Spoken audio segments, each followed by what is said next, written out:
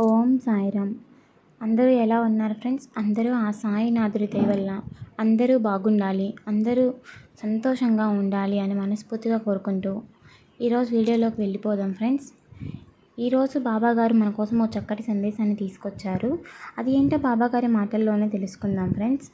ఈ ఆధునిక ప్రపంచంలో ఒక కుటుంబంతో వేరొక కుటుంబానికి ఎటువంటి సంబంధాలు లేకుండా బ్రతుకుతున్నారు.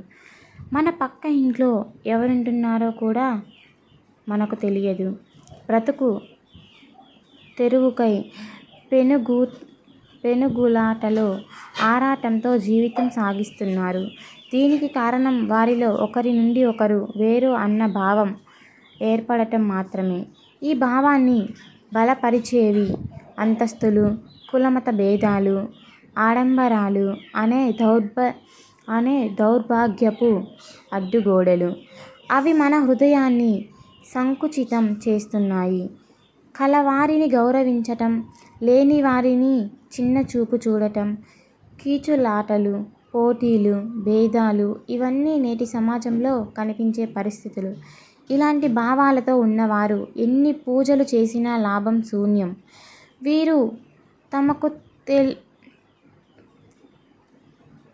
వీరు తమకు తెలియకనే తమ మానవత్వం కంటే ఆత్మ కంటే స్వార్థానికి ప్రతీకలైన డబ్బు, అంతస్తే ముఖ్యమని తలుస్తారు. అలా కాకుండా ఈ కనిపించేదంతా మిథ్యయని గ్రహించి తోటి వారితో కలిసిమెలిసి ఉండటం భగవత్ప్రసాదమని తెలుసుకోవాలి.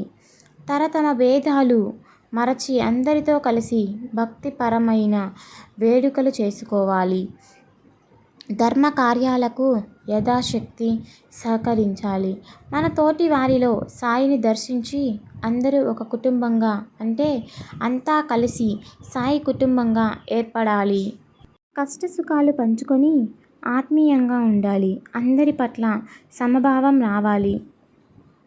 అప్పుడు సాయిపై గల ప్రేమ కారణంగా అందరిపై ప్రేమ ఏర్పడుతుంది. ఇలా సాయి కుటుంబం వసుధైక కుటుంబంగా వర్ధిల్లుతుంది. ఓం సాయిరామ్. ఈరోజు మన వీడియో నచ్చితే ఒక చిన్న లైక్ చేయండి ఫ్రెండ్స్.